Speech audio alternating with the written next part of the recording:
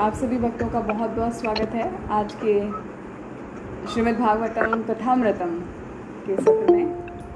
और हम शुरुआत करते हैं मंगलाचरण से। ओम अज्ञानतिमिरन्धस्य ज्ञानञ्जनाशलाकया चक्षुरुन्मिलितं येन तस्मै श्रीगुरुवे नमः। श्रीचैतन्यमनोभीष्टं स्थापितं येन भूतले स्वयं रूप कदा मह्यं ददाति स्वपदान्तिकं। वन्देऽहं श्रीगुरो श्रीयुतपदकमलं श्रीगुरुं वैष्णवांश श्रीरूपं साग्रजातं सहगण रघुनाथान्वितं तं सजीवं साद्वैतं सावधूतं परिजनसहितं कृष्णचैतन्यदेवं श्रीराधा कृष्णपादान् सहगण ललिता श्रीविशाखान्वितांश्च। हे कृष्ण करुणा सिंधो दीनबंधो जगत्पते गोपेश गोपिका कांत राधा कांत नमोस्तुते। तप्त कांचन गौरांगी राधे वृंदावनेश्वरी वृषभानुसुते देवी प्रणमामि हरिप्रिये। वाञ्छाकल्पतरुभ्यश्च कृपा सिन्धुभ्यैव च पतितानां पावनेभ्यो वैष्णवेभ्यो नमो नमः। जय श्री कृष्ण चैतन्य प्रभु नित्यानंदा श्री अद्वैत गदाधर शिवासादि गौर भक्तवृंद। हरे कृष्णा कृष्णा कृष्णा हरे हरे हरे राम राम राम हरे हरे।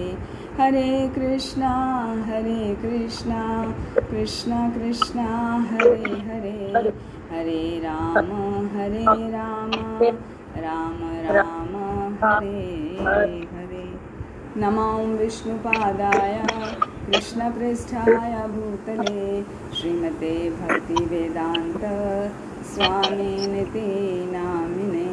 नमस्ते सारस्वते देवे गौरवाणी प्रचारिणे निर्विशेष शून्यवादी पाश्चात्यदेशतारिणे। जय श्री प्रभुपाद। ओम नमो भगवते वासुदेवाय। ओम नमो भगवते वासुदेवाय। ओम नमो भगवते वासुदेवाय। नारायणं नमस्कृत्यं नरं चैव नरोत्तमं देवीं सरस्वतीं व्यासं ततो जयं मुदीरयेत्। नष्टप्रायेषु भद्रेषु नित्यं भागवत सेवया भगवती उत्तमा श्लोके भक्तिर्भवति नैष्टिकीः। हरे कृष्ण। हरे कृष्ण। हरे हरे कृष्ण। कृष्णा। हरे कृष्ण। आप सभी भक्तों का बहुत बहुत स्वागत है श्रीमद् भागवतम कथामृतम में। स्कंद तृतीय और चैप्टर है आज का 24-25, जहाँ तक भी हम कवर कर पाएंगे। तो पिछले लास्ट वीक जो हम सुन रहे थे, हमारी कथा वहाँ तक हुई थी कि कर्दम मुनि का देवहूति के साथ विवाह हुआ है और विवाह के बाद उनको 9 पुत्रियों की प्राप्ति हुई है। और उन्होंने जब उनकी 9 पुत्रियां हो गई तो उन्होंने याद दिलाया देवहूति को कि विवाह के पहले एक शर्त रखी थी उन्होंने, कर्दम मुनि ने, कि जैसे ही कोई संतान की उत्पत्ति होगी मैं तुरंत ये गृहस्थ आश्रम छोड़ के संन्यास आश्रम ग्रहण कर लूँगा और घर छोड़कर चला जाऊँगा। तो वो देवहूति को उन्होंने अपनी शर्त याद दिलाई। तो वो ध्यान आने के बाद में, सुनने के बाद में देवहूति थोड़ा परेशान हो गई कि अब क्या है, पतिदेव चले जाएंगे। तो वो परेशान हो गई, तो परेशान होके वो क्या, अंदर से उनको रोना आ रहा है, लेकिन पति नाराज़ ना हो जाए तो मुख पे रोना वो दिखा नहीं रही हैं, लेकिन अंदर बहुत ही उनका हृदय विदीर्ण है। और विदीर्ण होके, लेकिन वो उनके पति जो हैं वो उतने में समझ गए, वो रो नहीं रही हैं फिर भी वो समझ गए। तो वो क्या कह रही हैं अपने पति को कि हे स्वामी, आपने अपने वचन का समुचित निर्वाह किया है। आपने कहा था कि संतान की उत्पत्ति होने पर ही मैं जाऊंगा, तो आपने अपने जो आपका वचन है उसका समुचित निर्वाह किया है, लेकिन अब मुझे अभय प्रदान कीजिए। क्या अभय प्रदान कीजिए? कि मुझे आत्म साक्षात्कार का ज्ञान दीजिए और जिससे मैं पूरी तरह भगवान के प्रति समर्पित हो सकूं। तो इतना समय मैं आपके साथ रही, इतना वर्षों तक हमने साथ समय गुजारा, लेकिन मैंने कभी भी इस बात पर ध्यान नहीं दिया कि मुझे आत्म साक्षात्कार का ज्ञान आपसे प्राप्त हो सकता है। तो कृपया मेरा कुछ इसमें आप उद्धार करिए, क्योंकि ये जो 9 पुत्रियां हैं ये सब अभी विवाह करके अपने अपने घरों को चली जाएंगी। तो पीछे आप, जब ये 9 की 9 पुत्रियां चली जाएंगी, आप चले जाएंगे, तो पीछे मेरा जो मुझे शोक होगा उससे कौन निवारण करेगा मेरा।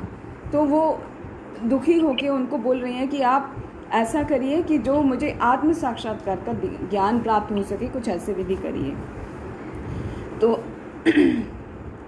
उनके वचन को सुन के फिर बोलते हैं कर्दम मुनि, उनको याद दिलाते हैं कि आपको याद है विवाह से पहले भगवान विष्णु जब प्रकट हुए थे, ब्रह्मा जी ने बताया था कि भगवान विष्णु स्वयं आपके गर्भ में प्रकट होंगे और कपिल, जिसका नाम होगा कपिल, तो कपिल देव के नाम से आएंगे। ये Kapil Dev, don't get confuse, this is not the cricketer, okay. ये भगवान कपिल देव हैं जो भगवान का अंश अवतार हैं। तो वहाँ पे ब्रह्मा जी ने उनको आशीर्वाद दिया था कि भगवान स्वयं अपने अंश अवतार के रूप में आपके गर्भ से प्रकट होंगे। तो वो कर्दम मुनि उनको सांत्वना देते हुए कहते हैं कि तुम निराश मत हो, भगवान स्वयं तुम्हारे गर्भ से प्रकट होने वाले हैं, तो मैं तब तक रुकूंगा। तो अभी आप क्या करो, आप भगवान की प्राप्ति के लिए बहुत ही श्रद्धा के साथ में और भक्ति भाव के साथ में अपनी इंद्रियों को संयमित करते हुए भगवान की पूजा करो। तो अपने पति के वचनों पर पूर्ण विश्वास रखते हुए, पूर्ण श्रद्धा रखते हुए जो देवहूति हैं उन्होंने क्या, भगवान की पूजा करना प्रारंभ कर दिया, बहुत ही श्रद्धा के साथ में और अपनी इंद्रियों को संयमित करके। तो कर्दम मुनि उनको समझा रहे हैं कि यदि तुम भगवान की पूजा करोगे श्रद्धा के साथ, तो क्या होगा, आपके न केवल यश को प्राप्ति होगी, भगवान आपके यश को सर्वत्र फैलाएंगे, साथ ही आपको दिव्य ज्ञान की प्राप्ति होगी, आपको दिव्य ज्ञान प्रदान करेंगे भगवान, और आपकी जो भौतिक आसक्ति है उसकी जो मजबूत गांठ है वो भी छिन्न भिन्न कर देंगे, और भगवान स्वयं आएंगे, भगवान अपने आप ही स्वयं आपको ज्ञान प्रदान करेंगे, आत्म साक्षात्कार का ज्ञान प्रदान करेंगे। और जो ये आत्म साक्षात्कार का ज्ञान है उससे आपकी जो हृदय की ग्रंथि है वो छिन्न भिन्न हो जाएगी। तो जो हृदय की ग्रंथि के लिए वो आता है श्लोका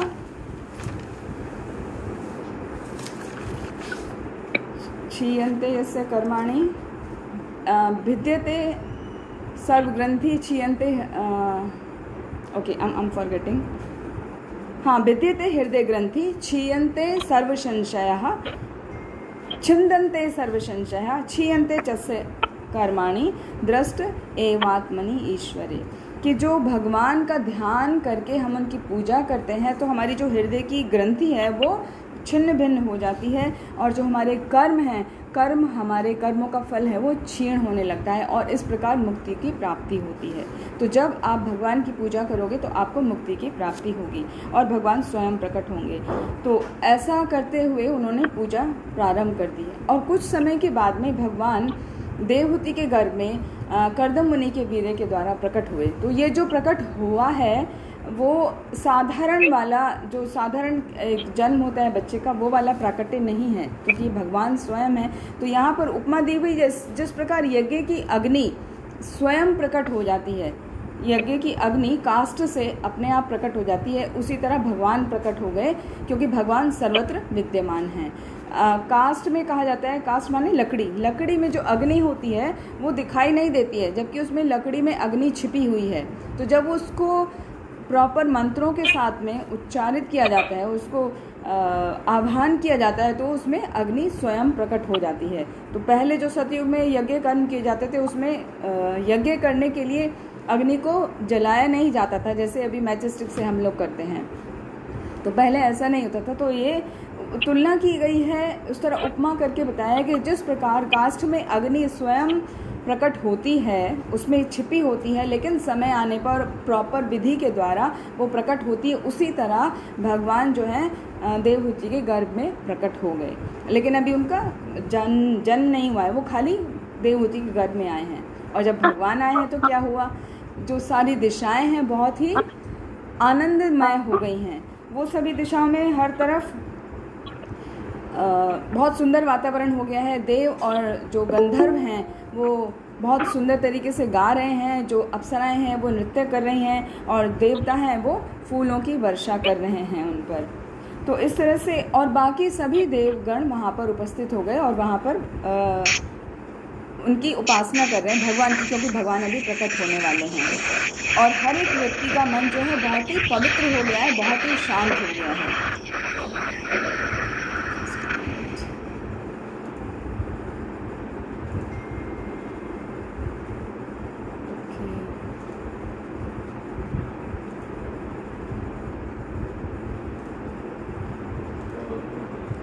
थोड़ा डिस्टर्बेंस हुआ था। तो अब भगवान प्रकट हो गए हैं, तो फिर क्या हो रहा है, वहाँ पे जो महान देवता ऋषिगण के साथ में ब्रह्मा जी वहाँ पर आए कर्दम मुनि के आश्रम में। कर्दम मुनि के आश्रम में आए तो कर्दम मुनि को बहुत तरीके से आशीर्वाद दे रहे हैं कि अभी आपके सामने भगवान प्रकट होने वाले हैं। तो अभी आपने क्या किया है, मेरे निष्कपट जो आदेश थे, जो मैंने आदेश दिए थे, तुमने उनको निष्कपट रूप से पालन किया है। ब्रह्मा जी ने क्या आदेश दिया था कर्दम मुनि को? ब्रह्मा जी ने कर्दम मुनि को आदेश दिया था कि तुम संतानों की उत्पत्ति करो, जिससे इस सृष्टि में मनुष्यों का मतलब अच्छे से वो पालन हो सके, वो सब अच्छे, पूरा संसार मनुष्यों से भर सके। तो आप उसका संतान की उत्पत्ति करो, ये उनको बोला था। तो उनके विचारों को, उनकी आज्ञा का पालन करते हुए उन्होंने, कर्दम मुनि ने वो सब किया। उनके 9 पुत्रियों की प्राप्ति उनको हुई थी, और अभी कपिल मुनि स्वयं प्रकट होने वाले हैं। तो यहाँ पर ब्रह्मा जी कह रहे हैं, क्योंकि तुमने बहुत ही आदर भाव के साथ में और बहुत ही अच्छे तरीके से जो मेरे आदेशों का पालन किया है, वास्तव में एक पुत्र को ऐसे ही करना चाहिए। तो यहाँ पर बहुत सुंदर युक्ति बताई गई है कि एक पुत्र को अपने पिता के लिए ऐसे बोलना चाहिए, जो आज्ञा पिताजी, और एक शिष्य को अपने गुरु के साथ बोलना चाहिए, जो आज्ञा गुरुदेव। तो जो वो बोलें उसको, जो आज्ञा पिताजी, जो आज्ञा गुरुदेव बोल के हमें उसका पालन करना चाहिए। तो उससे क्या होता है, हमारे गुरु और हमारे पिता जो हैं वो प्रसन्न होते हैं और उनका हमें आशीर्वाद प्राप्त होता है। जब उनका आशीर्वाद प्राप्त होता है तो जो हमारा कार्य है हम उसको भली प्रकार सुचारू रूप से कर पाते हैं। तो जो लोग भगवान की और अपने गुरु में श्रद्धा रखते हैं, भगवान में श्रद्धा रखते हैं और गुरु में श्रद्धा रखते हैं, उनको वैदिक शिक्षा जो है वो स्वतः ही प्राप्त हो जाती है। तो यहाँ पर चैतन्य चरितमृत में श्लोक आता है, चैतन्य चरितमृत मध्य लीला 19वां अध्याय और 151वां श्लोक। ब्रह्मांड भ्रमिते कौन भाग्यवान जीव, गुरु कृष्ण प्रसादे पाए भक्ति लता बीज। कि गुरु और कृष्ण की कृपा से ही भक्ति लता का जो बीज है वो हमें प्राप्त होता है। तो हमें गुरु के भी उतना ही आदर करना चाहिए जितना हम पिता का आदर करते हैं। तो क्योंकि गुरु जो है वास्तव में दूसरे पिता ही होते हैं, तो उनकी आज्ञा का हमें हमेशा इस तरह पालन करना चाहिए, जो आज्ञा गुरुदेव, जो आज्ञा पिताजी। तो ये कहते हुए ब्रह्मा जी उनको बोल रहे हैं, मैं तुमसे, कर्दम मुनि से बोल रहे हैं कि मैं तुमसे बहुत प्रसन्न हूँ। और फिर अभी देवहूति की तरफ सन्मुख होकर वो देवहूति से बोलने लगे कि अभी भगवान तुम्हारे गर्भ में प्रवेश कर चुके हैं, तो अज्ञानतावश जो तुम्हारे मन में शंकाएं उठी थीं उनका निवारण भगवान स्वयं करेंगे, और वो भगवान तुम्हारा सभी शंकाओं का निवारण करने के बाद में संपूर्ण जगत में वो विचरण करेंगे। और उन्होंने कहा साथ में कि आज ही आप अपनी सभी पुत्रियों का विवाह जो उनके योग्य ऋषिवर हैं उनके साथ में आप कर दो। ऐसा कह के ब्रह्मा जी, चारों कुमार और नारद मुनि के साथ में अपने धाम को लौट गए। फिर ब्रह्मा जी के आदेश के अनुसार कर्दम मुनि ने उनकी जो 9 पुत्रियां हैं, कला, पहली है कला, अनुसूया, श्रद्धा, हविर्भू, गति, क्रिया, खियाति, अरुंधति और शांति, इनका विवाह किन किन से किया? कला का विवाह किया मरीचि ऋषि से, अनुसूया का विवाह हुआ अत्रि ऋषि से, श्रद्धा का अंगिरा से, हविर्भू का पुलस्त्य ऋषि से, गति का पुलह से, क्रिया का क्रतु से, ख्याति का भृगु ऋषि से, अरुंधति का वशिष्ठ ऋषि से, और शांति का विवाह अथर्वा मुनि से, अथर्वा ऋषि से हुआ। तो इस तरह से वो 9 ऋषियों के साथ में उनकी 9 कन्याओं का उन्होंने विवाह कर दिया, और विवाह होने के पश्चात में वो सभी ऋषि अपने अपने वधुओं को लेके अपने अपने आश्रम को लौट गए। जब वो अपने आश्रम चले गए, सभी पुत्रियां चली गईं, विवाह हो गया सबका, तो अभी कर्दम मुनि के सामने और देवहूति के गर्भ से भगवान प्रकट हो गए। उन्होंने ज़्यादा समय नहीं लगा, क्योंकि वो भगवान है तो उनको आवश्यकता नहीं है कि पूरा 9 महीने का समय बीतेगा, वो सब नहीं। अभी प्रवेश किए, सब लोग देवता गण आए, ब्रह्मा जी आए, उन्होंने इंस्ट्रक्शन दिया अपनी सभी पुत्रियों का विवाह कर दो। जैसे वो विवाह करके गए वहाँ से, तुरंत सबके जाने के बाद में भगवान वहाँ प्रकट हो गए। तो भगवान प्रकट हुए, तो भगवान के प्रकट होने से सभी दिशाएं बहुत ही सुंदर हो गई हैं, बहुत अच्छा वातावरण हो गया है, सब तरफ बसंत ऋतु है, और बहुत सुंदर वर्णन है जो हम पहले भी जान चुके हैं कि किस तरह से वातावरण बहुत अच्छा हो जाता है। फिर जब भगवान सामने प्रकट हो गए तो भगवान से बातें करने के लिए वो कर्दम मुनि एकांत स्थान में चले गए। तो एकांत स्थान में वहाँ पे बोल रहे हैं, क्योंकि हाल तो वहाँ पे कोई नहीं है, देवहूति हैं और भगवान कपिल हैं और कर्दम मुनि हैं, ये 3 हैं। फिर भी वो अलग उसमें जाके बात करते हैं। तो वहाँ पे भगवान को सबसे पहले कर्दम मुनि प्रणाम करते हैं, क्योंकि वो भगवान है। वो वहाँ पे उनका ये भाव नहीं है कि ये मेरा पुत्र है, वहाँ पे उनका यही भाव है कि ये भगवान हैं। तो भगवान है उनको बोल रहे हैं कि आप जो दिव्य ज्ञान का प्रसार करने के लिए ही मेरे घर में प्रकट हुए हैं, और आप क्या हैं? परम सत्य हैं। हे भगवान, आप परम पुरुषोत्तम भगवान हैं। आपका ऐश्वर्य समस्त युगों में फैला हुआ है, और आप पूरे षड ऐश्वर्य से पूर्ण हैं, परिपूर्ण हैं, और आपके चरण कमल पर मैं स्वयं को अर्पित करता हूँ। फिर बोले साथ में कि अब मैं आपके जन्म के बाद अपने पितृ ऋण से मुक्त हो चुका हूँ। पितृ ऋण से कभी कोई कैसे मुक्त होता है? जब उसको पुत्र की प्राप्ति हो जाती है तो वो पितृ ऋण से मुक्त हो जाता है। तो कर्दम मुनि को अभी पुत्र की प्राप्ति हो गई है, तो वो बता रहे हैं कि मैं अभी पितृ ऋण से मुक्त हो चुका हूँ, और मेरी समस्त जितनी भी मनोकामनाएं थी वो अभी पूरी हो गई हैं, और मैं अभी संन्यास स्वीकार करना चाहता हूँ। तो कृपया मुझे आप आज्ञा प्रदान कीजिए, जिससे मैं संन्यास ग्रहण करके समस्त पृथ्वी का विचरण कर सकूँ, और आपके चरण कमलों पर अपना ध्यान केंद्रित कर सकूँ, उनका चिंतन मैं हर समय कर सकूँ। तो यहाँ पर एक बात आती है कि ये बड़ी विचित्र बात है कि भगवान पर ध्यान लगाने के लिए वो वन में जाना चाहते हैं, संन्यास ग्रहण करना चाहते हैं, जबकि भगवान तो स्वयं उनके घर में प्रकट हो गए हैं। तो उनको ऐसी क्या आवश्यकता है? वो क्यों जा रहे हैं छोड़ के? कपिल मुनि जो हैं, जो कर्दम मुनि के पुत्र हैं, वो भगवान का ही अंश हैं, अंशावतार हैं, तो फिर वो क्यों जाना चाहते हैं? तो उसका उत्तर यहाँ पर बताया गया श्रीमद् भागवतम में, क्योंकि वैदिक शास्त्रों में निर्देश दिया गया है कि एक गृहस्थ व्यक्ति को 50 वर्ष की आयु के बाद में वानप्रस्थ या संन्यास आश्रम में प्रवेश करना चाहिए, उसको स्वीकार कर लेना चाहिए। गृहस्थ आश्रम में बहुत ज़्यादा समय नहीं रहना चाहिए। तो उसका पालन करते हुए उन्होंने ये किया कि उनको आश्रम में जाना है, संन्यास आश्रम में जाना है, और वो जाना चाहते थे। तो फिर कपिल भगवान ने उत्तर दिया, भगवान तो पूर्ण छोटे बच्चे के रूप में नहीं है, वो पूर्ण अपने स्वरूप में हैं। तो भगवान उनको बता रहे हैं कि जो तुमको मैंने वचन दिया था उसके अनुसार मैं प्रकट हो गया हूँ। वो क्यों प्रकट हुए हैं? हमने पहले देखा था कर्दम मुनि ने सारी 8 सिद्धियाँ और 8 अष्ट सिद्धियाँ और 8 जो स्पेशल वाली सिद्धियाँ होती हैं, अष्टांग योग और अष्ट सिद्धियाँ उन्होंने की थी।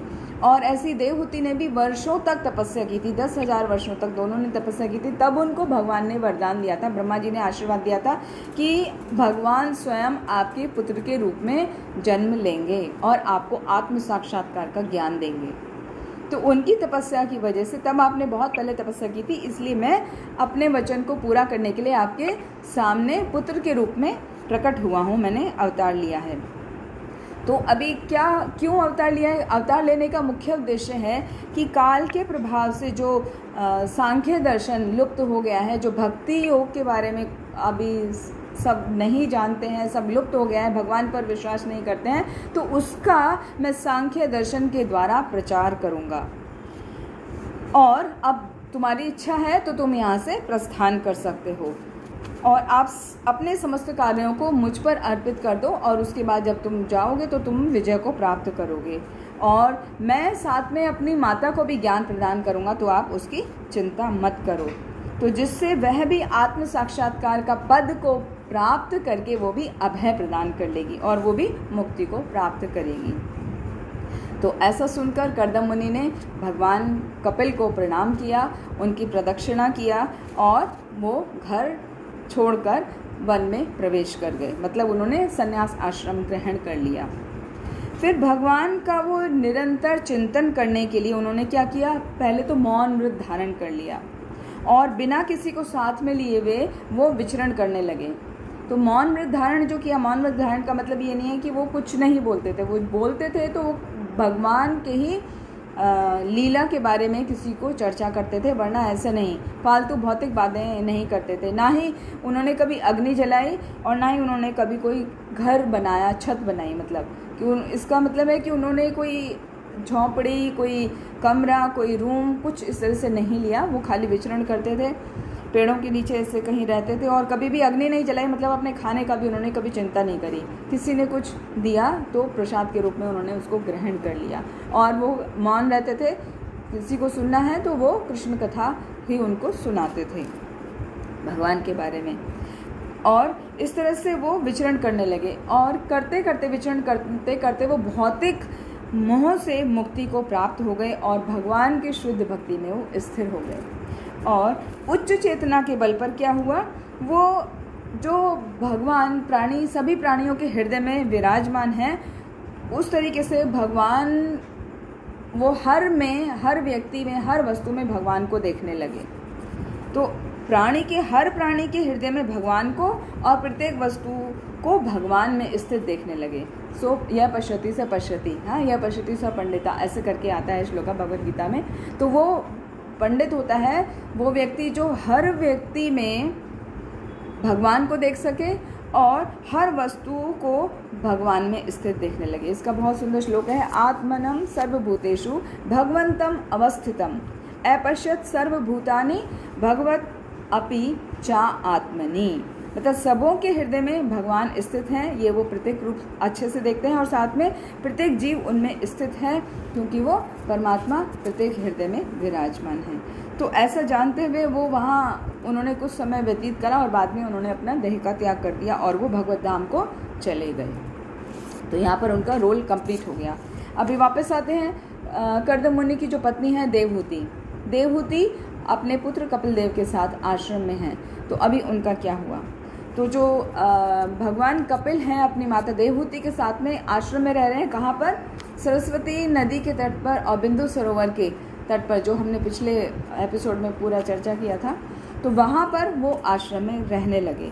तो एक दिन कपिल देव शांत बैठे हैं, एकांत में बैठे हैं, तो ब्रह्मा जी के वचनों का स्मरण करके देवहूति उनके पास में गई, अपने पुत्र के पास में गई और उनको बोलती हैं कि भौतिक बंधनों से स्वयं को मुक्ति कराने की उनकी अभिलाषा है, तो उनकी मन में इच्छा रखते हुए कि मुझे अभी अपने आप को, जो मेरी इंद्रिय तृप्ति थी, उन सबसे अलग आगे निकल के, मतलब उस सबसे परे होके मुझे भगवान को पाने की इच्छा करना है और उसकी अभिलाषा करना है। तो वो मैं किस तरह से कर सकती हूँ? तो मैं अपनी भौतिक इंद्रिय द्वारा, उनको बोल रही हैं कपिल मुनि को, कि मैं भौतिक इंद्रियों के द्वारा उनके उद्वेग से इतना थक चुकी हूँ कि अभी इस अज्ञानता से मैं बाहर निकलना चाहती हूँ।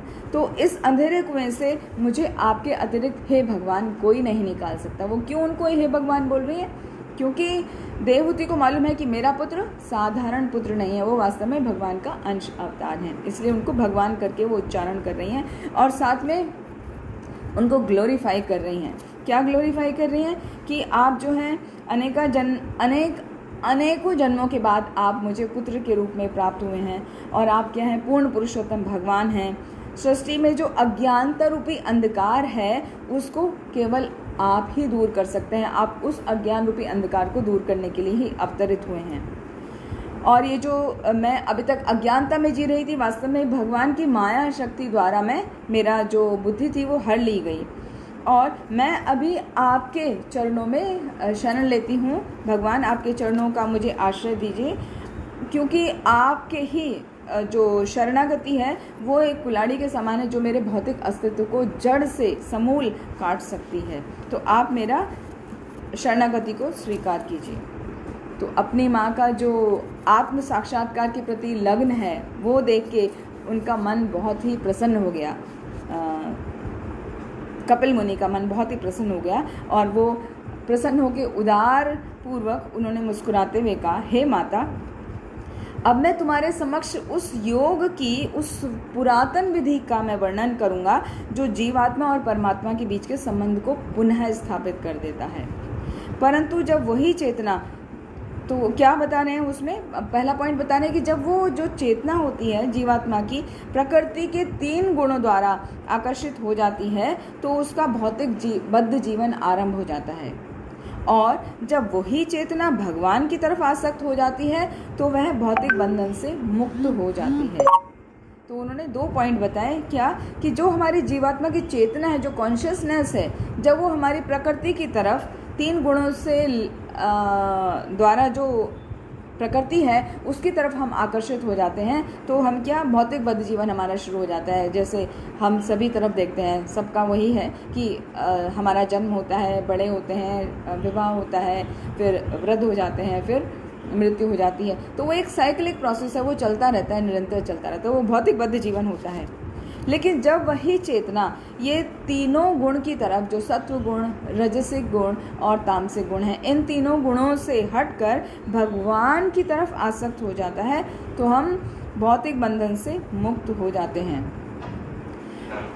इस अवस्था पर जीवात्मा स्वयं को भौतिक जगत से अलग दिव्य स्तर पर देख पाता है और वो भले ही छोटा होता है, मतलब उसका जो सूक्ष्म शरीर है वो बहुत ही छोटा है, लेकिन वो कैसा हो जाता है, वो आत्म प्रकाशित और अखंडनीय हो जाता है। कब? किस स्थिति में?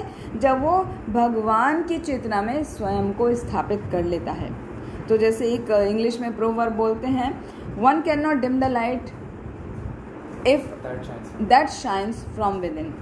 जो अंदर से यदि आपके अंदर कुछ प्रज्वलित हो रही है, अग्नि प्रज्वलित है या आपको ज्ञान हो रहा है, तो उसको कोई भी कम नहीं कर सकता। तो ऐसे ही जब हम भगवान की चेतना, भगवान में अपनी चेतना को लगाते हैं, भगवान में हमारी आसक्ति हो जाती है, तो हम अंदर से आत्म प्रकाशित हो जाते हैं और अखंडनीय हो जाते हैं। मतलब उसको कोई नहीं कम कर सकता। कोई बाहर का परेशानी आए, भौतिक दुविधा आए, उसके बाद भी वो जो हमारा आत्म का प्रकाशन है, वो आत्मा का प्रकाश है, वो कम नहीं हो पाता। साथ ही में बताया कि प्रत्येक वस्तु का यदि सही दृष्टिकोण देखा जाए, सही दृष्टिकोण से भौतिक सृष्टि के प्रति वो व्यक्ति उदासीन हो जाता है। तो वो सही दृष्टिकोण क्या है? मदाश्रय कथा स्नुष्टा शृण्वन्ति कथयन्ति च तपयन्ति विविधास्तापा नैनाम मत गत चेत सहा। कि जो व्यक्ति सही दृष्टिकोण क्या है ये बताने। जो व्यक्ति भगवान की कथाओं में आनंद प्राप्त करने लगता है, उनको सुनता है, हाँ, तो उसके जो विविध ताप हैं शरीर के, वो अपने आप नष्ट हो जाते हैं। तो जैसे हम देखते हैं कि हमें साधारण तौर पे फीवर होता है, कष्ट होता है, शरीर में दर्द होता है, या तरह तरह की विविध रोगों का हमें सामना करना पड़ता है, हाँ, इंटरनल और एक्सटर्नल। तो यदि जो भक्त है, जिसकी चेतना भगवान के चरण कमलों पर स्थापित है, स्थित है, जो भगवान में आसक्त है, उसको दुख का एहसास ज़्यादा नहीं होता है। वो उसको समझता है कि ये मैं, शरीर और आत्मा दो अलग अलग चीज़ें हैं। और जिसको भगवान के बारे में उतना ज्ञान नहीं है, भगवान को उतना नहीं मानता, खाली हाथ जोड़ा और बस हमारा काम हो गया, तो वो क्या करता है, वो अपने शरीर को ही आत्मा समझता है। तो अपने शरीर को जब वो आत्मा समझता है तो उसको छोटा छोटा कष्ट भी बहुत बड़ा लगता है। फीवर भी आएगा तो ऐसे लगेगा जैसे पहाड़ टूट गया, हाँ। जैसे आजकल तो पेंडेमिक चल रहा है तो सभी देख रहे हैं, कोई ज़रा सा छींक भी आ गई, गला थोड़ा ख़राब भी हो गया तो सभी डर जाते हैं कि कोरोना तो नहीं हो गया है, हाँ। तो वो डर से ही इतना परेशान हो जाते हैं। और फिर आफ्टर इफ़ेक्ट्स तो सबको पता है, तो हम वो चर्चा में नहीं जाना चाहते। बता रहे हैं कि यदि हमारी शरीर से आसक्ति होती है तो किस तरह हम छोटे दुख को भी बहुत बड़ा महसूस करते हैं। और यदि हमारी आसक्ति भगवान में है तो हमें बड़ा दुख भी आ जाए तो वो आसानी से निकल जाता है, उसको ध्यान नहीं देते हैं, क्योंकि पता है हम वो शरीर नहीं है। शरीर तो हमारा एक वस्त्र की तरह है, जो अब नहीं तो फिर अब छूट जाएगा, तो फिर अगले जन्म में फिर वापस नया शरीर मिल जाएगा, और इस तरह शरीर बदलते रहेंगे। तो वो जो जिसका चित्त भगवान में, भगवान के चरण कमलों में लगा हुआ है, वो इस शरीर की चिंता नहीं करता। फिर साथ में क्या बताया कि जो यौगिक पूर्णता के इस स्तर को भक्ति के द्वारा प्राप्त कर लेता है, उस वास्तव में भक्ति ही पुण्य प्रदान करने वाली होती है। और उसका क्या होता है, बहुत सुंदर उपमा दी हुई है कि जिस प्रकार जरत्यत्याशु या कोशम निर्गीणम अनलो यथा, जिस प्रकार जब हम खाना खाते हैं, हाँ, प्रसाद ग्रहण करते हैं, तो हमें उसके लिए, उसको पचाने के लिए कोई अलग से कार्य करने की आवश्यकता नहीं होती है। क्या करना है, यदि आप लेटे हैं तो भी आपका खाना पच जाएगा, आप कुछ काम कर रहे हैं तो भी खाना पच जाएगा, आपको अलग से कोई एक्स्ट्रा कार्य करने की आवश्यकता नहीं होती है। तो जिस प्रकार आपने जो कुछ खाया है उसको जठर अग्नि अपने आप पचा देती है, उसी तरह जब हम भक्ति करते हैं तो हमारी जो भौतिक आसक्ति है उसके बंधन अपने आप टूट जाते हैं और वो हमारा मुक्ति का मार्ग खुल जाता है। तो जो भक्ति जीवात्मा के सूक्ष्म शरीर को बिना किसी अतिरिक्त प्रयास के उसी प्रकार विलय कर देता है। भक्ति का जो प्रोसेस है वो जीवात्मा के सूक्ष्म शरीर हमारा मिलके बना होता है 3 चीज़ों से, मन, बुद्धि और अहंकार। तो ये जो हमारा मन, बुद्धि और अहंकार का जो शरीर है, जिसकी वजह से हम सुख और दुख महसूस करते हैं, अपने मन की अवस्था की वजह से ये सुख दुख महसूस करते हैं, और अपनी बुद्धि से हम सोचते हैं, दिमाग लगाते हैं क्या करना चाहिए क्या नहीं, और अपना ईगो से हमें बहुत ज़्यादा कष्ट होता है ना, फॉल्स ईगो से। तो ये जो 3 चीज़ें हैं वो बिना किसी अतिरिक्त प्रयास के विलय हो जाती हैं यदि व्यक्ति भक्ति करता है, भगवान के चरणों के प्रति समर्पित होता है, भक्ति करता है, जिस प्रकार की खाना खाने से उसका पाचन अपने आप से हो जाता है। साथ में यहाँ पर बताया है कि जो साधु के साथ में रह के भक्ति करी जाती है, उससे ये प्रोसेस जो है वो बहुत तेज़ी से आगे बढ़ता है। तो बहुत सुंदर श्लोक आता है 3rd कैंटो में 25वां चैप्टर और 23वां श्लोक का, वो है नहीं 3:25 वो है, सताम प्रसंगान मम वीर संविदो भवन्ति हृत कर्ण रसायना कतः तज्जोषणादाश्व अपवर्ग वर्तमनि श्रद्धा रतिर्भक्ति अनुक्रमिष्यति। कि जब हम सताम प्रसंगान मम वीर संविदो, जब हम भगवान के कार्यकलापों की चर्चा शुद्ध भक्तों की संगति में करते हैं तो क्या होता है, भवन्ति हृत माने हृदय, और कर्ण, वो कानों के द्वारा भगवान की कथा हमारे हृदय में प्रवेश करती है। और क्या होता है, भवन्ति हृत कर्ण रसायन कथा, वो जो उसका जो उच्च रस है वो उसकी प्राप्ति होती है। और इस तरह उसके अनुशीलन से धीरे धीरे मुक्ति की तरफ हम बढ़ने लगते हैं। तो उस मुक्ति की तरफ बढ़ने से क्या होता है, पहले श्रद्धा, फिर रति, फिर भक्ति हमें क्रमशः एक के बाद एक प्राप्त होती है। मतलब हमारा भगवान के प्रति श्रद्धा उत्पन्न होने लगती है। दूसरा, फिर भगवान के प्रति हमें आकर्षण होने लगता है और हम भक्ति में लग जाते हैं। और जब हम भक्ति करने लगते हैं तो वो निरंतर हमारा भक्ति का प्रोसेस चलने लग जाता है। तो वो जो यहाँ पे शुद्ध भक्तों की बात हो रही है, सताम प्रसंगान, जो शुद्ध भक्तों की संगति में जब हम भक्ति का प्रोसेस करते हैं तो हमें वो हृदय में उतर जाती है। तो शुद्ध भक्त कौन है, कैसे पहचानेंगे कौन शुद्ध भक्त हैं? तो शुद्ध भक्त के लिए श्रीमद् भागवतम में बहुत सुंदर वर्णन किया गया है 25 चैप्टर के 21 श्लोका में। वो है तितिक्षमा कारुणिकाः सुहृद सर्वदेहिनां अजात शत्रुवः शान्तः साधवः साधुभूषणः। तितिक्षस्व मतलब वो बहुत ही सहनशील होते हैं। कारुणिका, बहुत दयालु स्वभाव होता है उनका। और सुहृद सर्वदेही नाम, वो सभी प्राणियों के प्रति सुहृद होते हैं, मतलब उनके सभी के मित्र होते हैं। और अजात शत्रुवः, उनका कोई भी शत्रु नहीं होता। शांतः, वो शांत स्वभाव वाले होते हैं। और साधव साधुभूषणा, साधव मतलब वो शास्त्रों के नियम का पालन करते हैं। और ये जो 6 बातें बताई गई हैं ये साधुओं का भूषण है, मतलब उनका आभूषण है और ये साधुओं के लक्षण हैं। तो हमने जो कहा सताम प्रसंगान मम वीर संविदो, जो भक्तों के संग में रह के कथाओं की श्रवण करना है तो वो कौन भक्त हैं उनका हमें पता होना चाहिए। तो भक्त के अंदर ये क्वालिटी है कि वो सहनशील होना चाहिए, भक्त को दयालु होना चाहिए, सुहृद होना चाहिए, अजात शत्रु होना चाहिए, उसका कोई भी शत्रु नहीं होना चाहिए, उसको शांत होना चाहिए और उसको शास्त्रों के नियमों का पालन करते होना चाहिए, वो शास्त्रों के नियमों का उल्लंघन नहीं करता हो। तो उस तरीके से हम साधु को पहचान सकते हैं, उनसे हम भगवान की कथाओं का श्रवण कर सकते हैं।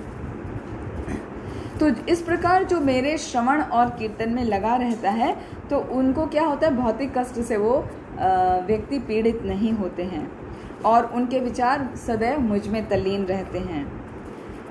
फिर इस तरह मेरी कथा सुनते सुनते उनका हृदय पवित्र हो जाता है और मेरी तरफ उनका आकर्षण उत्पन्न हो जाता है। और ये जो आकर्षण उत्पन्न हो जाता है भगवान की तरफ, वो इंद्रिय तृप्ति के प्रति विकर्षण उत्पन्न करता है। विकर्षण मतलब रिपल्शन, मतलब उनका जो भौतिक आसक्ति है वो खत्म हो जाती है तो इंद्रिय भोग के प्रति विकर्षण हो जाता है और भगवान के प्रति उनकी आसक्ति हो जाती है।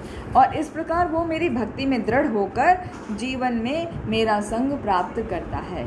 अभी वो मेरा संग प्राप्त करता है और इस शरीर को त्यागने के बाद भगवत धाम की उसको प्राप्ति होती है। तो ये सब ज्ञान की बातें कपिल देव अपनी माता देवहूति को बता रहे हैं। तो माता देवहूति ने बोला कि मैं मंद बुद्धि स्त्री हूँ, मुझे ये ज्ञान की बातें समझने में बहुत कठिनाई हो रही है, वो मैं इतना आसानी से नहीं समझ सकती। तो कृपया करके मुझे आप ऐसा बताइए जो आपके चरण कमलों के प्रति मेरी भक्ति हो सके, और वो उस भक्ति करने की विधि क्या है आप उसका ज्ञान मुझे दीजिए। ये बड़े बड़े ज्ञान की बातें सुनने में अच्छी लग रही है लेकिन वो समझने को नहीं हो रहा है, अंडरस्टैंड उनको नहीं हो पा रहा है, क्योंकि वो ज्ञान क्या होता है समझ में आता है थोड़ी देर और उसके बाद में भूल जाते हैं। लेकिन कोई उस नियमों का पालन करते हुए यदि हम कोई कार्य करते हैं विधि पूर्वक तो विधि हमें याद रहती है ना। तो कहते हैं ना कि doing is better than learning. यदि हम कुछ काम करके याद करते हैं तो हमें वो ज़्यादा समय तक याद रहता है, और खाली हम ऐसे रोट लर्निंग करते हैं, रट्टाफिकेशन करते हैं तो हम कुछ समय भूल जाते हैं। तो वही कपिल देव को बोल रही है माता देवहूति कि ये ज्ञान जो है मेरे लिए अत्यंत कठिन है समझ पाना, तो मुझे आप भक्ति की विधि क्या है आप उसको समझाइए, तो मैं निश्चित ही रूप से समझ जाऊंगी। तो क्योंकि देवहूति के गर्भ से भगवान ने जन्म लिया है तो उनका मन जो है पहले ही अपनी माँ के प्रति दया से भरा हुआ था, और उनकी ऐसी बात सुन के कि वो मेरी माँ जो है वो भक्ति को जानने के लिए बहुत ही आतुर हैं, तो वो बहुत उनका मन में प्रेम उमड़ आया अपनी माँ के लिए और उनके लिए बहुत दयार्द हो गए, मतलब दया से वो भर गए। और उन्होंने कहा ठीक है माँ, मैं आपको सांख्य दर्शन जो कि भक्ति का और योग का मिश्रित रूप है, उसको मैं आपको समझाता हूँ। तो यहाँ पर बताया कि भक्ति योग क्या है। भक्ति योग का अर्थ है हरि नाम का कीर्तन करना, और जो खाना तो कृष्ण प्रसाद खाना। तो हरि नाम का कीर्तन क्या है? हरि नाम का कीर्तन मतलब भगवान के नामों का उच्चारण करना, जो है हरे कृष्णा कृष्णा कृष्णा हरे हरे, हरे राम राम राम हरे हरे। तो ये हरि नाम स्वयं चैतन्य महाप्रभु ने प्रदान किया था। तो ये हरि नाम का हमें उच्चारण करना चाहिए। हरि नाम का बार बार उच्चारण करना ही कीर्तन कहलाता है। तो हरि नाम का कीर्तन करना चाहिए। और दूसरा, खाना चाहिए हमको भगवान को भोग लगा के। तो जब भोग लगा के खाते हैं तो उसको बोलते हैं प्रसाद। तो जब हम भगवान को भोग लगाएंगे तो हमें उस बात का भी ध्यान रखना होगा कि हमें क्या भोग लगाना है, क्या नहीं लगाना है। तो उसमें हम जैसे साधारण तौर पे, आज कुछ लोग नए भक्त जुड़े हैं इसलिए बता रहे हैं कि साधारण तौर पे जैसे नॉनवेज बिल्कुल नहीं खाना होता है, प्याज लहसुन ये सब नहीं खाना होता है, और चाय कॉफ़ी भी नहीं, और नशापान बिल्कुल नहीं, फिर अवैध स्त्री संग या पुरुष संग नहीं, और चौथा जुआ आदि नहीं।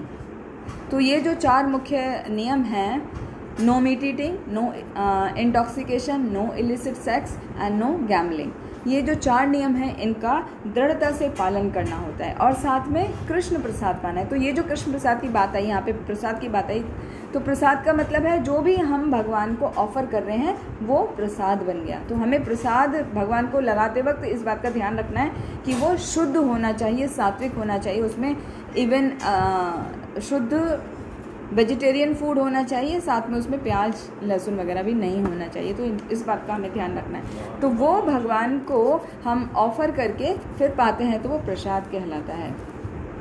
तो वो जब प्रसाद पाते हैं तो प्रसाद पाने से क्या होता है, सबसे पहले तो हमारी जिह्वा वो कंट्रोल हो जाती है। और जब जिह्वा हमारी कंट्रोल हो जाती है तो जो हमारी सेंसेस हैं, क्योंकि प्रसाद बॉडी में जाता है, फिर वही हमारे बाद में डाइजेशन के बाद में हमारे रक्त में मिल जाता है, वही रक्त हमारे पूरे शरीर में दौड़ रहा होता है। तो उस तरीके से हमारा पूरा बॉडी की जो सेंसेस हैं वो ऑटोमेटिकली अपने आप कंट्रोल हो जाती हैं। और जब वो कंट्रोल हो जाती हैं तो हमारा डिवोशनल सर्विस जो है, जो हमारा भक्ति करने का भाव है, भगवान की सेवा करने का भाव है, वो जाग जाता है। और ऐसा करने से मुक्ति की तुरंत प्राप्ति होती है। तो ये अपनी माता देवहूति को बता रहे हैं कि सांख्य दर्शन भक्ति और योग का मिश्रित रूप है। तो भक्ति का पहले उन्होंने बताया, भक्ति क्या है कि हरि नाम का कीर्तन और भगवान का प्रसाद का सेवन, ये 2 कार्य से भक्ति बहुत अच्छे तरीके से हो सकती है। फिर उन्होंने जिज्ञासा की, अच्छा ये भक्ति है तो अभी योग क्या है। तो योग, जैसा कि हमने पिछली बार समझा था, योग क्या है, योग कहलाता है अष्टांग योग। अष्टांग योग में आते हैं यम, नियम, आसन, प्राणायाम, प्रत्याहार, धारणा, ध्यान, समाधि, ये सब हमने डिटेल में डिस्कस किया था।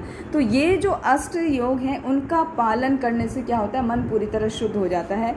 और जब मन शुद्ध होता है तो फिर आधे खुली नेत्रों से या आधे बंद नेत्रों से वो ध्यान लगा के शरीर को सीधा रख के नासिका के अग्रभाग पर ध्यान लगाया जाता है, और फिर भगवान के रूप का दर्शन किया जाता है अंतःकरण में।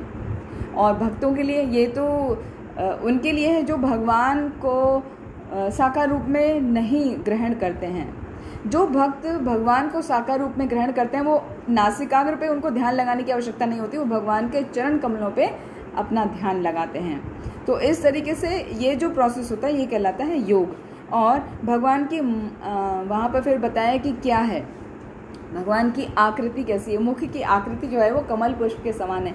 कमल का पुष्प आप सभी ने देखा होगा। तो भगवान का मुख कमल के समान है। उनके जो नेत्र हैं वो लालिमा युक्त हैं और अत्यंत शोभायमान हैं, और उनका चेहरा हमेशा प्रसन्न मुद्रा में रहता है। उन्होंने जो वस्त्र पहने हैं वो पीत वस्त्र पहने हैं, पीताम्बर है। और उनका पीताम्बर ऐसा नहीं कि साधारण पीला रंग के कपड़ा है। पीताम्बर का मतलब है वो देदीप्यमान, बहुत चमक रहा है, एकदम फाइन सिल्क, हाँ, और एकदम गोल्ड के जैसा वो चमक रहा है, देदीप्यमान उनका वस्त्र रहता है। और उनका जो वक्षस्थल है वहाँ पे श्रीवत्स का चिन्ह है। श्रीवत्स का चिन्ह मतलब श्वेत बालों का वहाँ पे गुच्छा है। वहाँ पे लक्ष्मी जी का वास होता है हमेशा। और गले में क्या है, मोतियों की माला है, और साथ में कौस्तुभ मणि शोभायमान हो रही है। साथ में वन के फूलों की, ताजे वन के फूलों की माला भगवान ने ग्रहण की हुई है। और उस पर जब ताजे वन के फूल होते हैं तो वो भंवरे जो हैं उसमें भ्रमर मंडराते हैं। जब भ्रमर मंडराते हैं इसका मतलब वो बेस्ट क्वालिटी होता है फूलों का, तो वो भगवान ने ग्रहण की हुई है और भंवरे उस पर मंडरा रहे हैं। भगवान का जो मुकुट है वो बहुत ही सुंदर है। भगवान के हाथों में कंगन हैं, पैरों में नुपुर हैं, हाथों में बाजूबंद हैं और इस तरह से भगवान की उसका वर्णन वो कर रहे हैं कि भगवान कैसे लगते हैं। तो उन्होंने बताया, कपिल मुनि ने माता देवहूति को, कि सांख्य दर्शन के बारे में, कि भक्ति का और योग का मिश्रित रूप है सांख्य दर्शन। तो भक्ति क्या है वो बताया, अभी योग क्या है वो बताया। फिर भक्ति और योग के मिश्रित रूप से भगवान का दर्शन लेना है और वो दर्शन लेने की क्या विधि है वो अभी हम आगे देखेंगे। तो यहाँ जो भक्तों का जो भगवान का दर्शन का बताया है रूप, की भगवान का मुख कमल के समान है, आँखें उनके जो लालिमा युक्त नेत्र हैं, उनका सुंदर मुस्कान है, उन्होंने सुंदर मुकुट पहना है, हाथों में बाजूबंद हैं, कंगन हैं, कौस्तुभमणि हैं गले में, और वत्स का चिन्ह है, उनका पीताम्बर है, वो सब उनका वर्णन आया। फिर ये जो स्वरूप है ये भक्तों के जो हृदय है उसमें विराजमान रहती है भगवान की ये छवि। तो ये छवि बहुत ही लुभावनी होती है। तो ये छवि किस में होती है? वो केवल सौभाग्यशाली भक्त होते हैं जिनके हृदय में भगवान की ये छवि वो देख सकते हैं। तो जो देख पाता है अपने हृदय में भगवान की ऐसी छवि तो कैसे लगता है, उसका नेत्र हमेशा मनोहारी दृश्य से उल्लसित होते रहते हैं भगवान की वो छवि को देख के अंतर्मन में, और भगवान उस पर आशीर्वाद हमेशा बरसाते रहते हैं। तो अभी वर्णन किया गया है कि ध्यान की विधि कैसे करनी चाहिए। कर्दम मुनि देवहूति माँ को बता रहे हैं कि भगवान का रूप तो उन्होंने बता दिया शॉर्ट में बताया एकदम, लेकिन उनको दर्शन कैसे लेना है। अब दर्शन की विधि है, ध्यान की विधि है। तो दर्शन को ऐसे नहीं कि भगवान का जैसे हम विग्रह का दर्शन लेते तो सीधे जाके हम ऐसे देख रहे हैं, विग्रह का दर्शन करने का भी तरीका है। तो आज का सबसे इम्पॉर्टेंट पॉइंट यही है कि भगवान का दर्शन हमें किस तरह से लेना चाहिए। तो सबसे पहले तो ये नहीं कि सीधे सीधे हम भगवान को देखेंगे, एक साथ नहीं देखना चाहिए। भगवान के प्रत्येक अंग को हम अलग अलग देखेंगे, स्टेप बाय स्टेप देखेंगे। तो सबसे पहले भगवान के चरण कमलों पर हमको ध्यान केंद्रित करना चाहिए।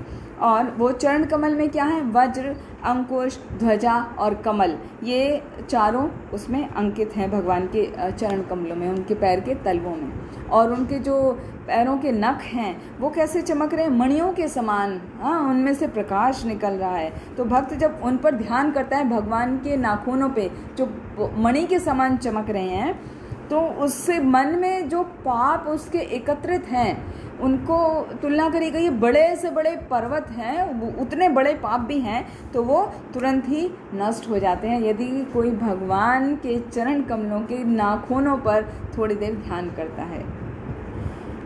तो इस तरीके से सबसे पहला स्टेप है कि हमें भगवान के चरणों का ध्यान करना है। फिर उनके जो पैरों के चरणों के जो नाखून हैं उन पर हमें ध्यान करना है। वो ध्यान को थोड़ा समय स्थिर करना चाहिए, वहाँ पर रुकना चाहिए।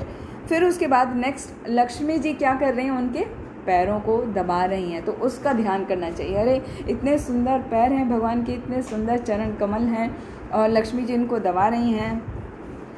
और ये लक्ष्मी जी जो ये उनके पैरों को दबाती हैं, वो पैर क्या है? वास्तव में समस्त शक्तियों का भंडार हैं, ऐसा उस समय सोचना चाहिए। तो समस्त शक्तियों का भंडार ऐसे सोचेंगे, और मैं भी भगवान के पैरों को दबा रहा हूँ अपने सूक्ष्म मन से। आप वो ऐसा कर सकते हैं। आप वहाँ जा नहीं सकते, विग्रह तक पहुँच नहीं सकते, लेकिन आप ऐसा मन में सोच सकते हैं, मन से सेवा कर सकते हैं कि जिस तरह लक्ष्मी जी भगवान के पैरों को दबा रही हैं, मैं भी भगवान की सेवा कर रहा हूँ या कर रही हूँ।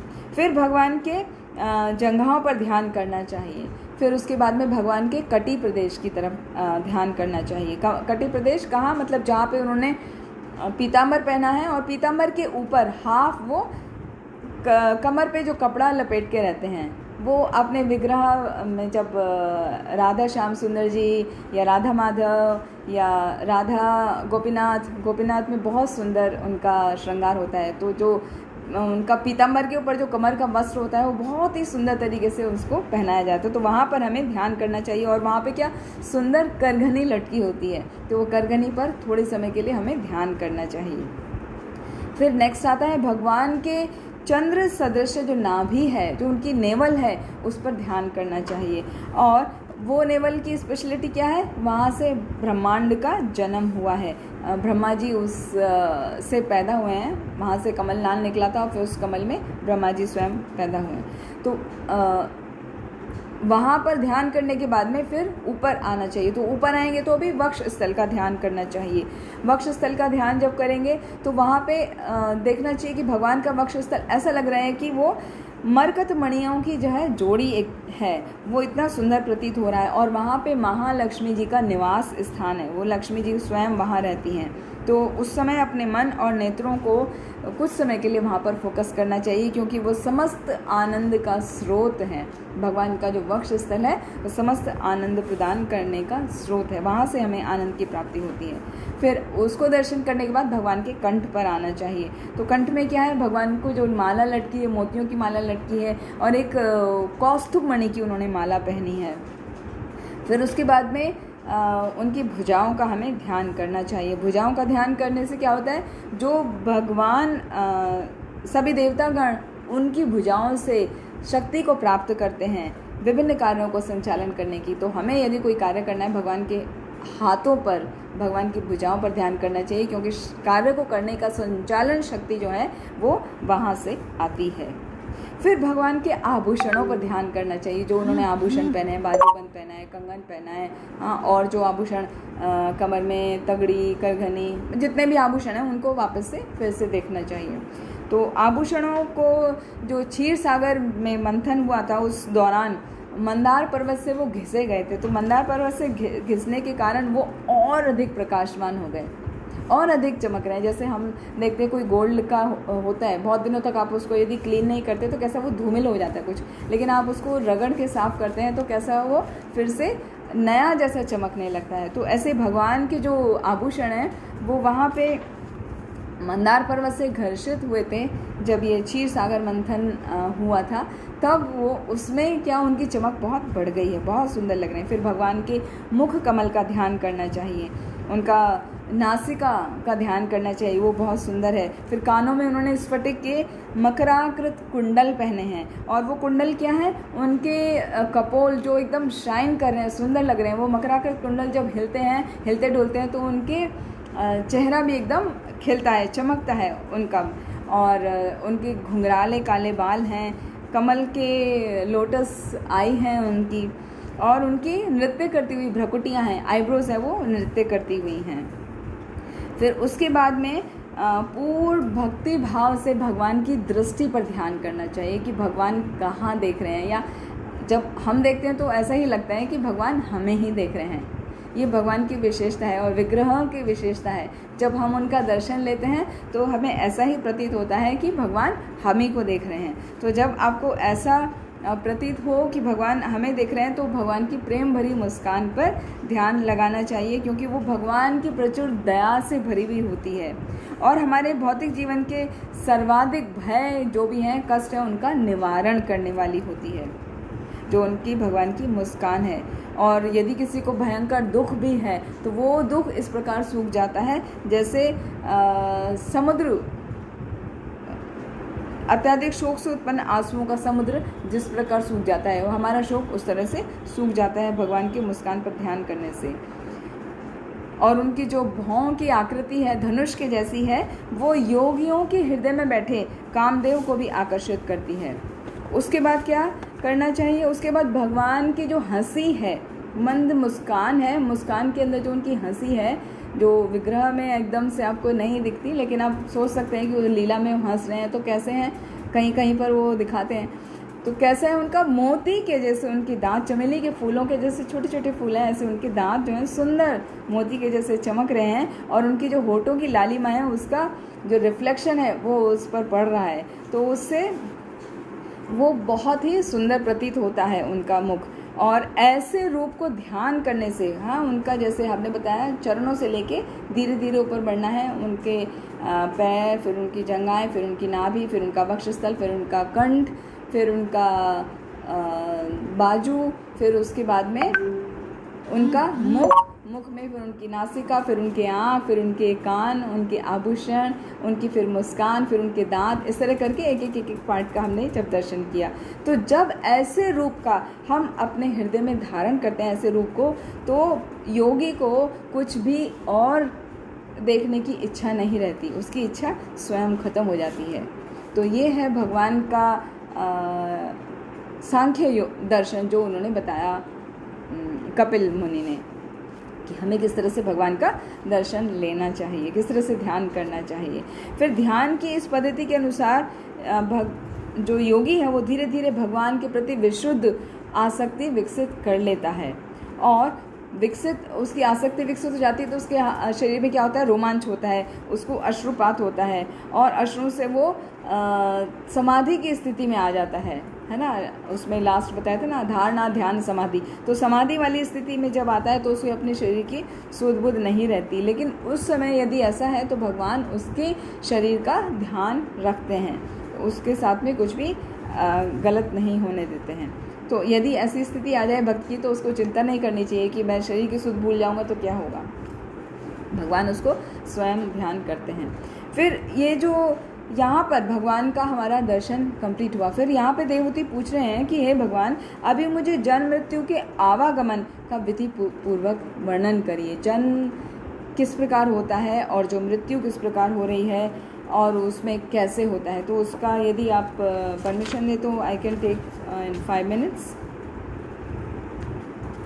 तो किस प्रकार पहले यहाँ पर बता रहे हैं कपिल देव कि मृत्यु किस प्रकार प्राप्त हो रही है, मृत्यु के बाद जन्म का वर्णन करेंगे। तो मृत्यु से पहले पहले क्या होता है वो सब बताएंगे, तो मेरे ख्याल से वो बहुत समय लेगा। उससे पहले का हम थोड़ा चर्चा करते हैं कि जीवात्मा के विभिन्न कार्यकलाप जो हैं वो उनके कर्म के फलों का वर्णन करते हैं। जो हमारे कार्यकलाप हैं वही हमारे कर्म फल से पता चलते हैं। तो जिस प्रकार एक विशाल बादल उसको उड़ाकर हवा ले जाती है और उसको समझ नहीं आता कि हवा कितना पावरफुल है, कितना स्ट्रांग है वायु, उसी प्रकार भौतिक चेतना में तल्लीन जो व्यक्ति होता है वो प्रबल काल में अदम्य प्रवाह से अनभिज्ञ उसमें बहता चला जाता है। मतलब वो अपने जो काल के अनुसार जो उसका सब समय चल रहा है, जो उसकी क्रियाएं चल रही हैं, वो अपने सभी क्रियाओं में लगा रहता है और उनसे बाहर नहीं आ पाता, कुछ सोच नहीं पाता।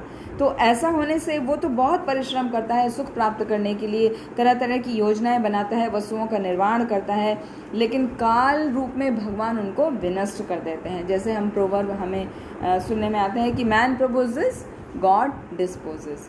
तो एक जो मनुष्य है वो अपना प्लान बनाता है, उसका निर्माण करता है, लेकिन भगवान को वो यदि उसके अनुसार नहीं है, उसके कर्मों के अनुसार, तो उसको डिस्पोज कर देते हैं, उसको नष्ट कर देते हैं। तो इस प्रकार व्यक्ति क्या होता है, सदैव शोक युक्त जीवन व्यतीत करता है। तो और बहुत सारी शोक युक्त जीवन व्यतीत करने की वजह से वो बहुत सारी प्रॉब्लम्स को फेस करता है।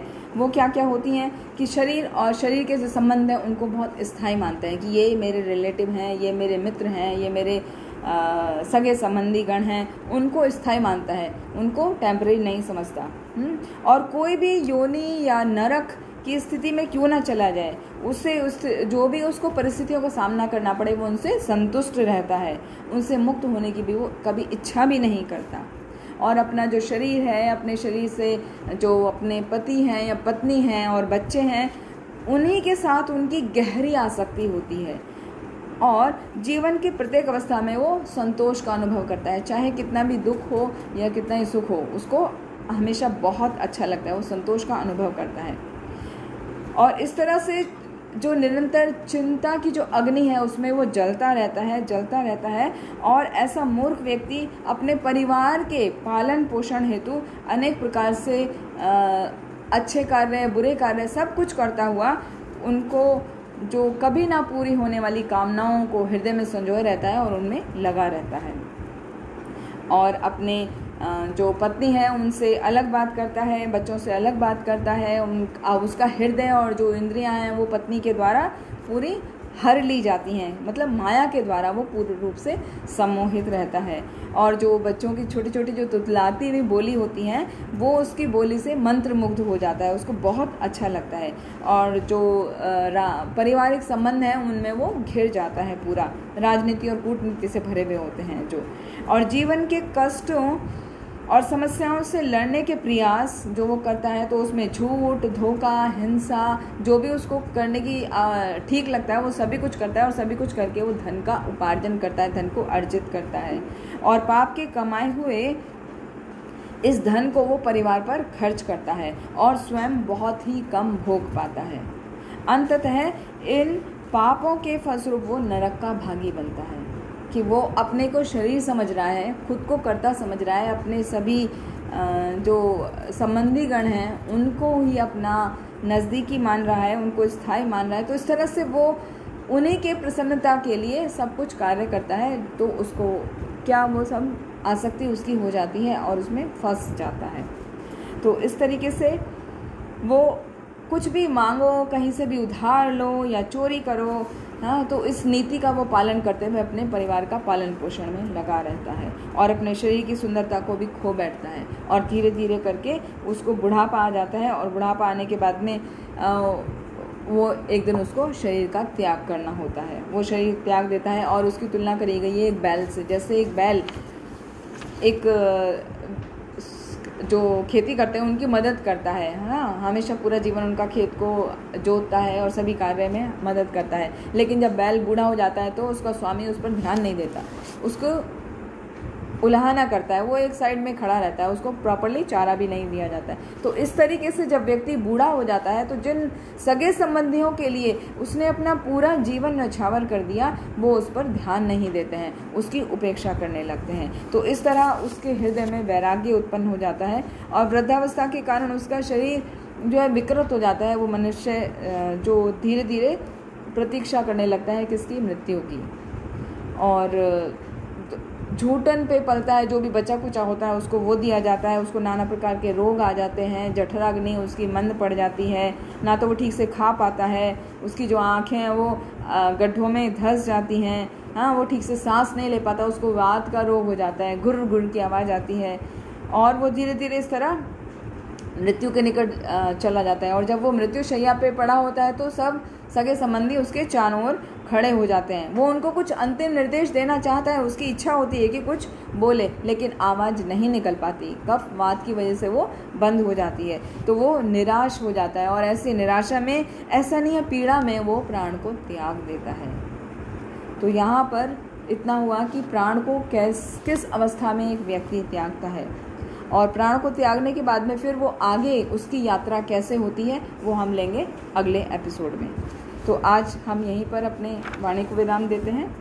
बहुत बहुत धन्यवाद। एक बार रिवीजन करते हैं कि आज के सत्र में हमने क्या सीखा। आज के सत्र का जो सबसे इम्पोर्टेंट था, इसमें ध्यान की विधि बताई थी कि हमें भगवान के चरणों पे किस तरह ध्यान लगाना चाहिए। सबसे पहले भगवान के चरण कमलों पे, फिर उनके जो लक्ष्मी जी उनकी सेवा कर रही हैं चरण कमलों की, उस पर ध्यान लगाना चाहिए। फिर भगवान के नेवल पर ध्यान लगाना चाहिए जहाँ से ब्रह्मा जी का जन्म हुआ है। फिर भगवान के वक्षस्थल पर, उनके कंठ पर, उनके मुख सदृश जो कमल सदृश उनका मुख है, उनकी भुजाएं हैं और उनके आभूषण है, इस तरह उनका ध्यान करना चाहिए। तो ये ध्यान करने से क्या होता है, हमारा भगवान के प्रति प्रेम विकसित होता है। तो ये जो अभी सब अवस्थाएं बताई कि किस तरह मृत्यु की तरफ व्यक्ति अग्रसर होता है, तो ये स्थिति सभी के साथ आती है, लेकिन जिसका ध्यान भगवान पर स्थापित हो गया है, जो भगवान के प्रति आसक्त हो गया है, वो इन सब चीज़ों से प्रभावित नहीं होता, वो दुखी नहीं होता, वो सब उसको ऐसे आसानी से खत्म हो जाता है कि साधारण बात है। जैसे आप लोगों ने देखा होगा, कई सुनने में आता है कि कुछ लोगों की मृत्यु बहुत ही आसानी से हो जाती है कि आए, बैठे, खाना खाया, हाथ धोए और आके बैठे और बैठे चले गए तुरंत, कोई कष्ट नहीं, कोई कुछ नहीं। तो ये उन्हीं लोगों का हो पाता है जिनकी चेतना पूर्ण रूप से भगवान में स्थित होती है। वरना हम सभी का एक्सपीरियंस है कि हमने देखा है अपने जानने वालों को किस तरह अस्पताल में भर्ती होना पड़ता है, किस तरह शारीरिक कष्टों को झेलना पड़ता है, उसके बाद ये जो बातें यहाँ पर आई हैं कि वो बात करना चाहता है, बात नहीं कर पाता, वो सब खुद देखा है, आप सभी का भी एक्सपीरियंस होगा, तो बड़ा दुखद होता है। तो हमें इसीलिए बताया जा रहा है कि भगवान का ध्यान करना चाहिए, जिससे हम उस कष्ट से मुक्ति पा सकें, क्योंकि वो एक मतलब बहुत ही ज़रूरी चीज़ है। उससे कोई नहीं बच सकता, मृत्यु से कोई नहीं बच सकता। मृत्यु सभी की होनी है, एक दिन जन्म हुआ है तो मृत्यु निश्चित है। तो मृत्यु निश्चित है जब पता है तो उसकी तैयारी हमें करना चाहिए। तो उसके लिए 2 चीज़ें बताई थी, भक्ति और योग। योग की आवश्यकता हमें करने का ज़रूरत नहीं है, वो बहुत ही डिफ़िकल्ट है 8 प्रोसेस करने में, लेकिन थोड़ा थोड़ा करना चाहिए, जिसमें है यम, नियम, आसन, प्राणायाम, प्रत्याहार, धारणा, ध्यान, समाधि।